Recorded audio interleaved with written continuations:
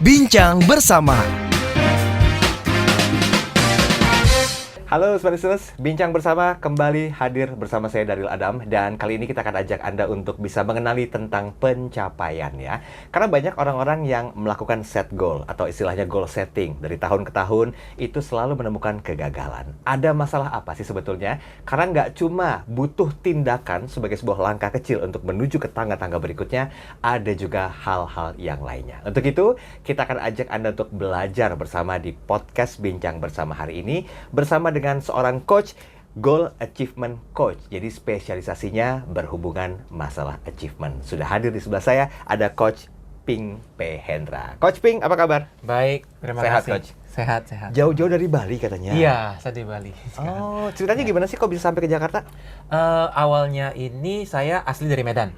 Oke, saya asli dari Medan. Terus setelah saya sekolah di luar negeri, tamat dari Amerika ke Singapura, terus balik ke Medan.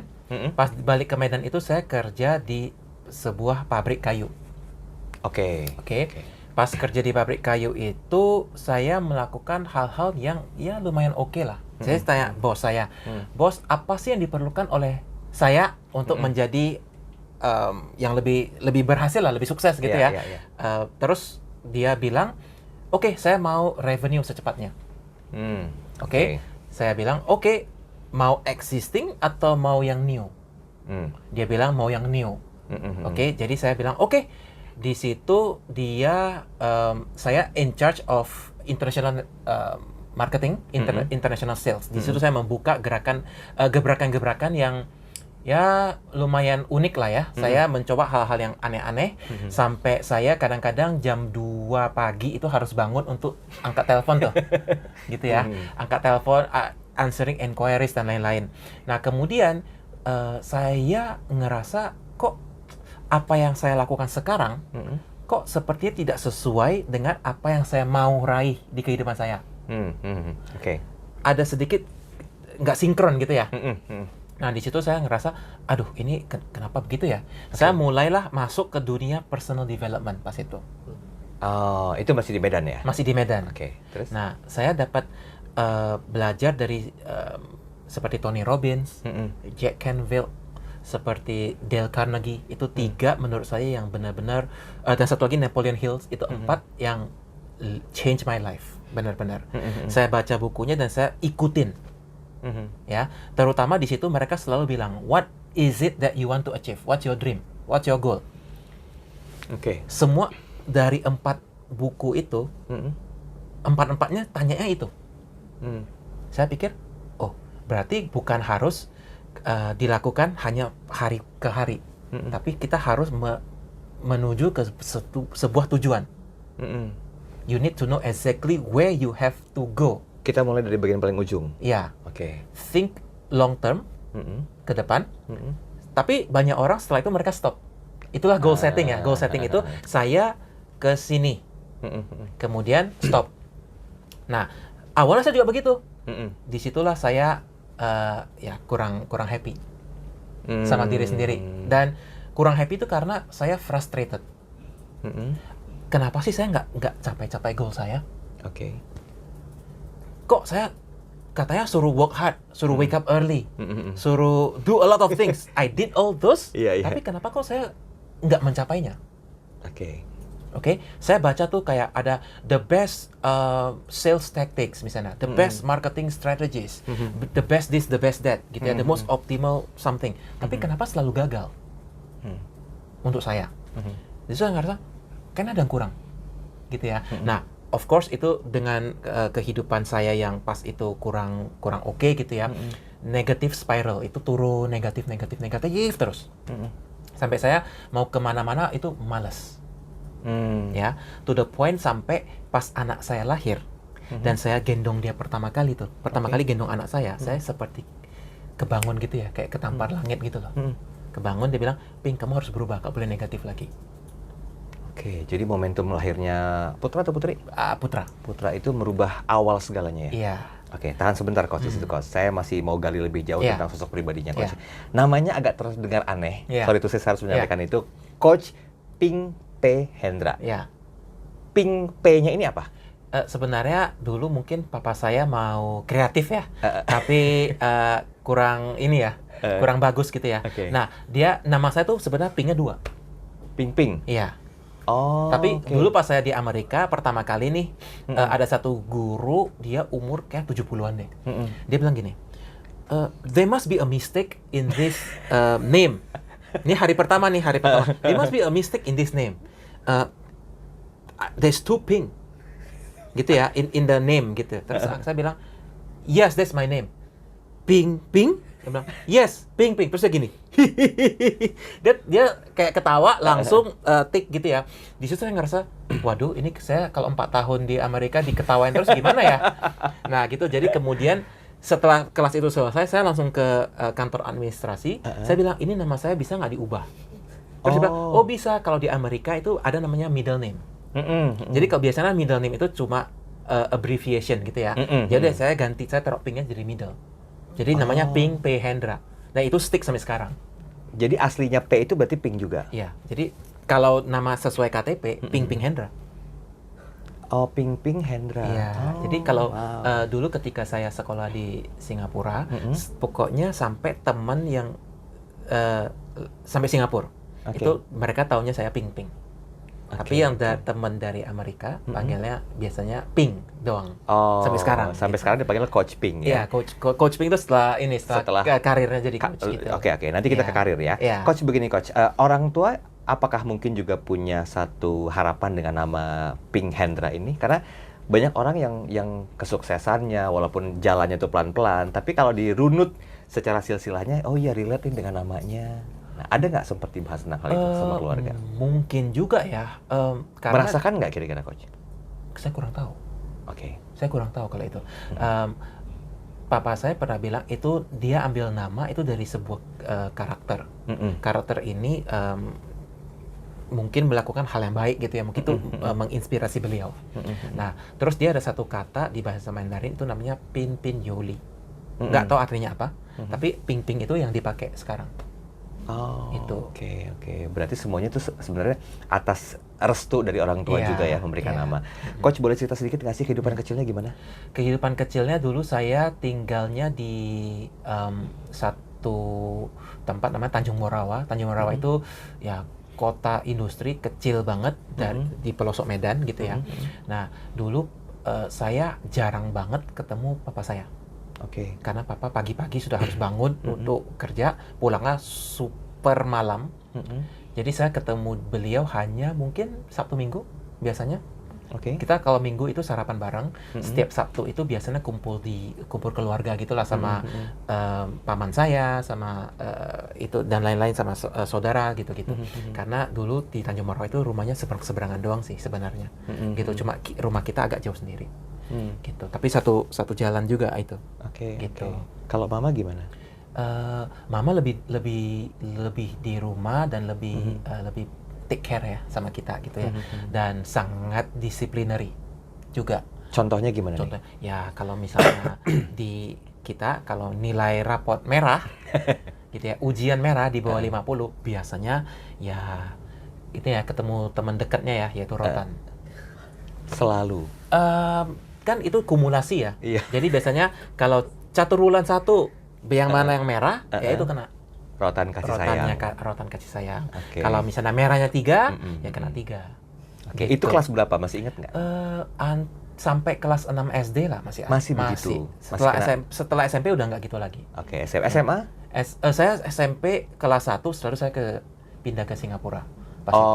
Langsung pindah ke Singapura. Melanjutkan atau gimana? Saya ke Singapura itu secondary school pas itu seperti SMP. SMP ya, Iya, secondary seperti school ke SMP, SMP. iya. Oke. Oke. Coach, kalau tadi disampaikan bahwa dari SMP langsung ke Singapura untuk secondary school, nah menemukan feel untuk menjadi seorang coach ini perjalanannya bagaimana? Saya sebenarnya menjadi seorang coach itu ketika anak lahir itu. Jadi pas kecil itu sebenarnya nggak pernah kepikiran mau jadi, dulu mana ada sih coach itu ya. Betul. Kayak nggak ada yang begituan gitu. Jadi kita nggak tahu. Iya, Ditanyain dulu ya, karirnya kamu mau jadi apa? Nggak tahu. Nanti baru lihat. Selalu kayak gitu.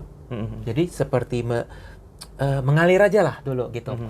Ya, sampai anak saya lahir itu, pas anak saya lahir, di situ saya belajar pengembangan diri ya, personal development, self development, itu sangat penting. Nah, di situ baru saya belajar lebih ke situ. Lebih ke coach spesialisasi achievement, Yes. pengembangan diri itu. Pengembangan diri. Gini coach, ini lepas dari apa yang saya tahu ya coach ya. Karena biasanya kan dalam sebuah kehidupan itu kan ada ciri-ciri atau tanda-tanda yang akan ngebawa kita tuh ke masa yang sekarang. Taruhlah coach memberikan banyak sekali menguasai ilmu menggali tentang achievement, tentang goal setting segala macam. Kita flashback ke zaman-zaman mungkin SMA atau kuliah. Pernah nggak coach itu diminta sama beberapa orang untuk curhat? Yang intinya tuh coach ditanya, gue begini-gini nih gimana dong, bantuin gue dong Ping, misalnya begitu. Pernah nggak begitu? Sebenarnya dulu sering ya, kayak teman curhat gitu lah. Iya. Nah, tetapi dulu saya hampir jarang memberikan komen. Dan dengar aja. Tapi sama kan dengan konsep coaching kan? Mirip. Iya kan? Kalau saya itu biasanya saya lebih ke setelah saya dengar, saya challenge. Dulu saya nggak challenge. Dulu saya cuma dengar, oh begitu ya, oh iya. Mau dia patah hati lah, mau dia putus lah, mau dia galau misalnya tanya gini. Saya cuma dengar aja pas itu. Mungkin itu membuat saya menjadi lumayan peka ya, listening skills-nya lumayan tinggi. Gara-gara dari kecil itu sering diajak orang untuk curhat aja. Terus banyak yang bilang, nggak tahu kenapa ya saya kalau ngomong sama kamu tuh nyaman. Sepertinya cewek apa cowok yang ngomong? Dua-duanya. Kok kayaknya nyaman yang ngomong sama kamu tuh saya bisa terbuka ngomongin apa aja gitu, masalah apa gitu, bisa. Kok bisa ya? Banyak orang tanya saya sampai sekarang nggak tahu jawabannya apa. Saya nggak belajar itu. Mungkin saya cuma dengar tanpa memberikan solusi. Tanpa memberikan solusi yang gimana banget gitu ya, atau kurang ya nggak kayak lu harusnya begitu, lu harusnya begini. Mungkin saya nggak kayak gitu. As a good listener doang ya. As a good listener dari dulu sih. Gitu. Dari dulu. Dan itu kan ilmu yang dipakai sampai dengan sekarang. Sampai ya, sekarang, ya? iya betul. Apa yang membedakan coach? Kalau seorang coach itu saya harus mendengar benar-benar mereka itu masalahnya apa, pokok permasalahannya apa. Nah, dari pokok permasalahannya baru kita ketemu lagi root cause. Root cause dan pokok permasalahan itu beda ya. Pokok permasalahan itu kan it's because of one particular situation, baru ini terjadi. Tapi root cause itu pasti ada lagi. Di awalnya itu apa? Jadi dia ada 3 stage sebenarnya. Banyak orang stop di stage kedua. Tapi ada stage pertama ini tidak di dig deeper gitu ya. Akarnya tuh di mana? Root cause-nya. Nah, akarnya ini kalau kita nemu dan itu kita bukan diubah ya, tapi kita kalau ini kita ganti polanya, itu bisa nggak kira-kira? Nah, biasanya kalau kita ganti polanya, kebanyakan mereka akan berubah. Oke. Berarti kuncinya di coach-nya itu ya? Ya. Oke. Jadi saya bisa kasih banyak idea, banyak insight how to do things. Tetapi implementasinya bukan saya. Oke. Yang implementasi itu adalah kliennya itu. Atau orang yang di depan saya gitu ya. Jadi seorang coach seharusnya tidak boleh bilang karena saya klien berhasil. Itu filosofi saya ya. Tidak boleh bilang karena saya klien ini berhasil, tapi enggak. Saya bilangnya saya memandu seorang klien, akhirnya klien ini bisa mendapatkan hasil yang sesuai apa yang dia mau. Ya. Itu. Oke, coach, untuk bisa melakukan satu sesi coaching ya dengan klien atau customer, setidaknya kan ada ilmu yang dipahami. Kayak mungkin harus paham tentang skill analytical thinking, seni bertanya, seperti itu. Belajarnya saat menjadi coach atau emang dari dulu tanpa disadari udah paham, tapi belum tahu aktualisasinya atau gimana? Saya sebenarnya ini pernah terjadi, saya membantu seorang teman. Ya, teman saya ini pas itu sedang galau. Dia ada 3 decisions to make. Dia bingung jalan A, jalan B, atau jalan C. Di mana 3-tiganya itu bentrok, bertentangan. Jadi dia harus pilih antara A atau B atau C. Jadi saya tanya dia, kalau A itu strength-nya gimana, weakness-nya gimana, kamunya gimana? Kamu harus lakukan apa? Kalau B gimana? Kalau C gimana? Kamu sendiri pribadi lebih suka yang mana? Dia bilang, saya sukanya A, tapi istri sukanya B. Aku bilang, kalau C ya itu ada opsi aja sih. Nah, kalau istri nggak lihat C, kamu nggak lihat C, buat apa lihat C? Dia bilang, ya juga sih. Ya udah C kita hapus ya. Baru kita kerucutkan lagi ya ke A sama B ya. Kalau A itu gimana, B itu gimana? Nah, saya tanya-tanya terus dalam kalau nggak salah tuh di Medan ya, hampir 3 jam, 4 jam pas itu. Akhirnya nemu solusinya. Dia ke A. Oke, dan setelah dia dapat solusinya itu, dia mendapatkan hasil yang memuaskan untuk dia. Oh. Di situ ketika saya menjadi personal development dan lain-lain, setelah saya pikir, oke, jadi coach ini menarik gitu ya. Pasti ada sertifikasi lainnya nih, atau ada caranya nih.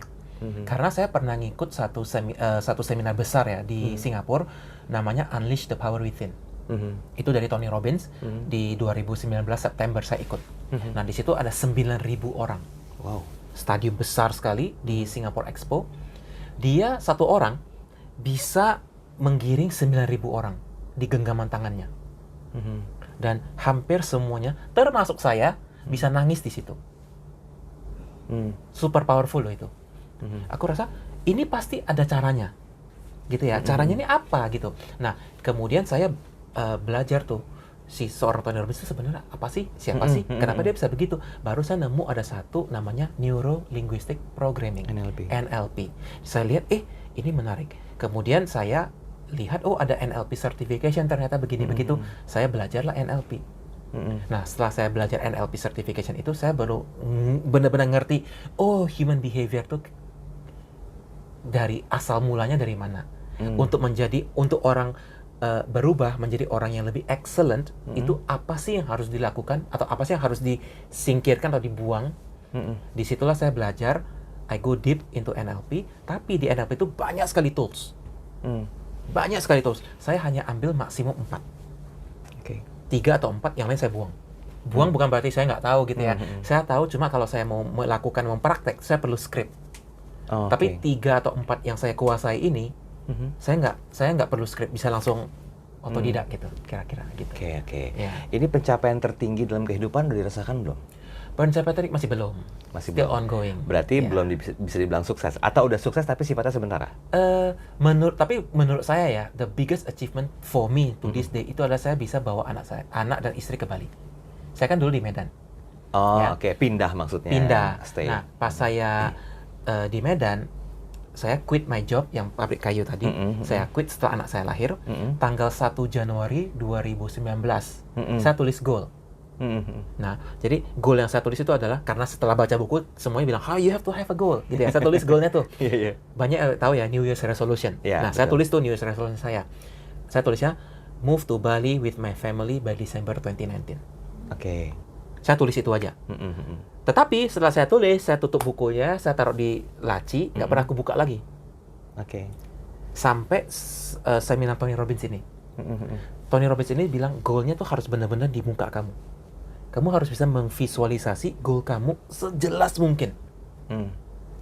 Saya setelah selesai dari Tony Robbins itu, saya pulang ke Medan, saya cari lagi bukunya, saya sobek kertasnya, saya frame. Sampai sekarang frame-nya masih ada di Bali. Nah, saya frame, saya lihat itu tiap hari. Saya bilang ke istri, ini ya goal saya ya, pas itu. Istri saya kata-kata, amin, kalau bisa syukur, amin, gitu. Nah, 23 November, saya book one way ticket ke Bali. Anak dan istri join saya di Desember 9. Dan kita di Bali sekarang. Wow, keren. Itu achievement terhebat dan itu terbesar. Menurut saya, itu the biggest achievement untuk bisa bawa keluarga saya dari Medan ke Bali. Menurut saya. Iya. Kalau orang tua, bagaimana? Merasa bangga nggak dengan sosok seorang Pink yang sekarang ini? Yes, and challenge juga. Ini menarik. Ya. Yes, itu udah pasti positif ya. Challenge-nya itu dalam hal apa? Challenge-nya itu pasti dia mau kita jauh lebih baik dong. Jauh lebih baik.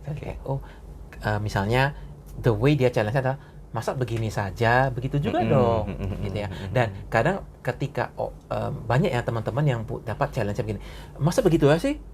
Di situ dia merasa down. Betul. Ya. Nah, bagaimana caranya supaya kita harus ubah mindset-nya? Itu hanyalah sebuah challenge. Not a doubt. Doubt itu kan, kamu cuma begitu. Jangan Beda, pikir ya? kayak gitu. Mikirnya itu, dia lagi challenge saya nih.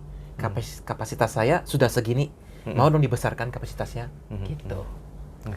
Baik, Coach. Sorry saya harus menanyakan ini, Coach ya. Kalau biasanya secara profesional seorang coach itu dibayar mahal untuk memberikan sebuah solusi atau menemukan solusi dari yang klien harapkan. Coach pernah nggak mengaplikasikan ilmu yang Coach pahami ini ke keluarga? Misalnya keluarga lagi ada masalah, baik keluarga Coach pribadi, keluarga orang tua, atau keluarga istri. Keluarga istri pernah. Keluarga istri pernah. Keluarga istri pernah. Apa yang menjadi concern saat itu, Coach? Pada saat itu concernnya adalah saya nggak sebut nama, tapi saya sebut kejadiannya aja. Oke. Beliau barusan putus. Namanya siapa? Nggak boleh tahu. Nggak boleh tahu. Beliau putus, tapi putusnya itu lumayan intens. Oh, sering. Putus dengan pacarnya, tapi pas itu putusnya tuh lumayan intens, so artinya situasinya besar sekali. Oh, oke. Very big case gitu ya. Nah, di situ beliau kurang bahagia dan jadi ngerasa sering terpikir lah mengingat kembali ex-nya gimana. Susah move on lah ya. Susah banget move on. Nah, tetapi susah move on-nya juga karena mungkin relationship udah lama. Sedangkan orang tuanya si saudara saya ini bilang bahwasannya si pacarnya, ex-nya ini kurang oke. Jadi sebenarnya ketika putus itu keluarganya lumayan akhirnya putus. Kira-kira kayak gitu ya.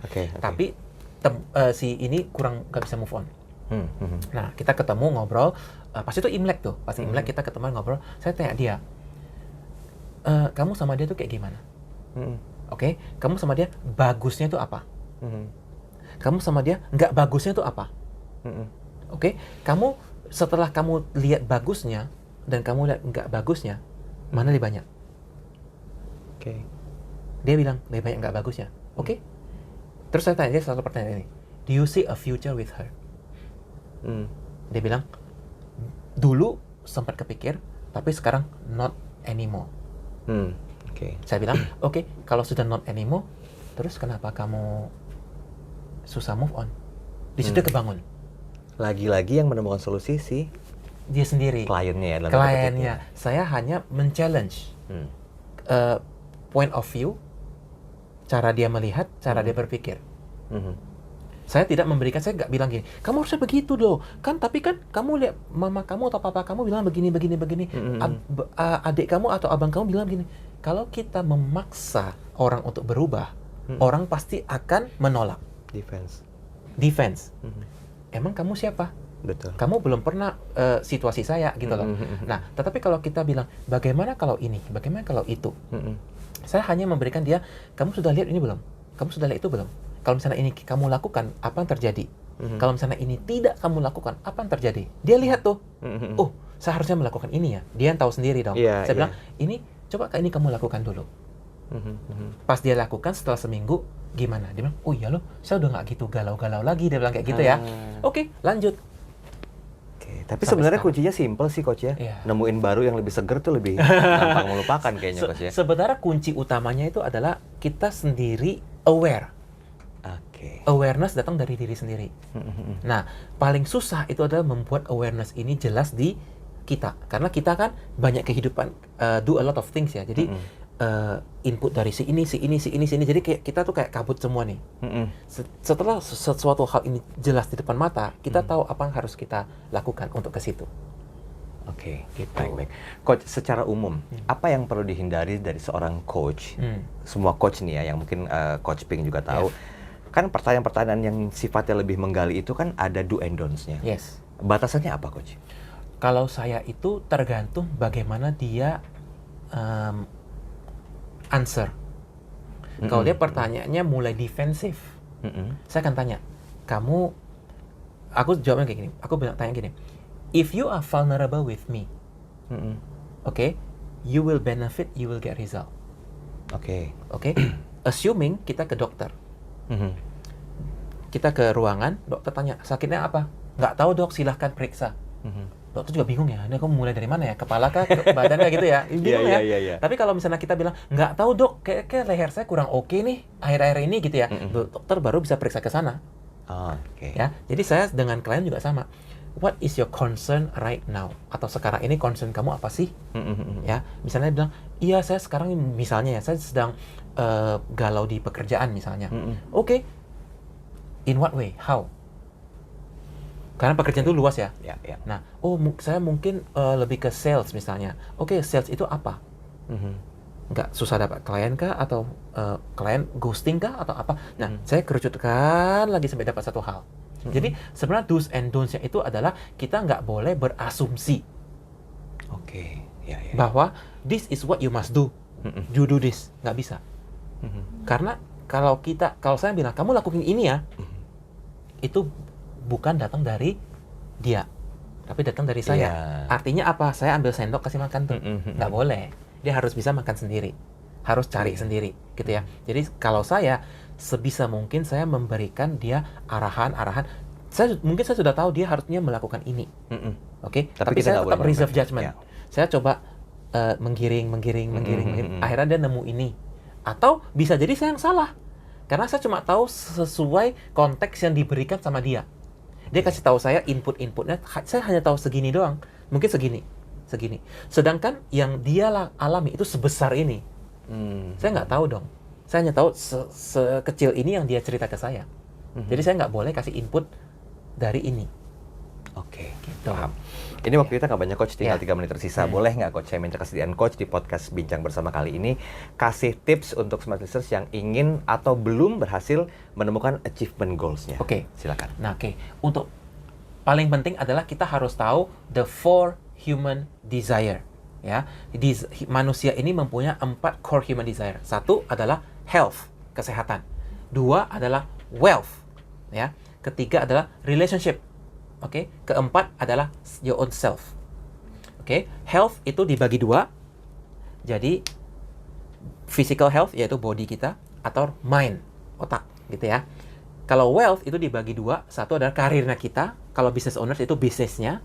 Oke. Bawahnya itu adalah money management. Oke. Kalau relationship itu dibagi 2 juga. Satu, family. Oke. Yang kedua adalah friends, social. Kalau self itu dibagi 2 juga. Satu itu adalah play. Play itu kegiatan yang kita lakukan di luar kerjaan. Oke. Kedua adalah self, growth and development. Kita setiap hari harus menjadi jauh lebih baik. Oke. Nah, itu 4 jadi 8 ya. 8 itu kita harus koreksi diri sendiri dulu. Untuk kita mengetahui goal kita atau kemana, kita harus cek diri kita sendiri dulu. Banyak orang melakukan goal setting itu mereka set for the future. Seperti saya dulu. Saya set goalsnya adalah move to Bali with my family. But I did not look at where I am now. Saya hanya lihat future, ke Bali. Makanya mencari kegiatan yang bisa membawa saya ke Bali, saya frustasi. Sampai saya look at myself, oke, saya harus berubah ini. Health saya not good. Saya harus fokus on make me lebih kurusan lah. Oke, dan lebih bugar, lebih segar. Otak juga harus lebih oke gitu ya. Nah, terus karir dulu itu masih raba-raba. Money management not so good. Saya harus melihat, oke, saya harus bagaimana manage keuangan supaya saya bisa bayar uang sewa ke Bali. Ya, terus relationship juga, saya dengan keluarga pas itu oke aja, bisa di improve. So my friends circle pas di Medan not good. Gimana caranya supaya saya manage itu dengan sebagus-bagusnya. Kemudian karir saya dulu saya suka main basket ya. Itu karir itu saya harus melakukan itu terus-terusan supaya ketika di luar pekerjaan saya oke gitu ya. Dan of course learning, setiap hari saya harus belajar. Nah, setelah saya fokus apa yang saya ada sekarang, dan saya lihat saya harus menjadi orang yang bagaimana untuk bisa pindah ke Bali. Ya, bahasa Inggrisnya adalah who must I become to be someone worthy of living in Bali.